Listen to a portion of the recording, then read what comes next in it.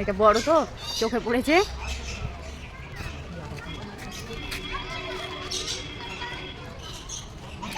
পাখি অনেক বড় হয়, এমু পাখি ও দেখা হলো মোবাইলে দেখে, এখন ডাইরেক্ট দেখলাম ওখানে ওই তো ওখানে বড় বড় দেখো, একটু বড় বড় আছে। আপনার মুখ দেখছো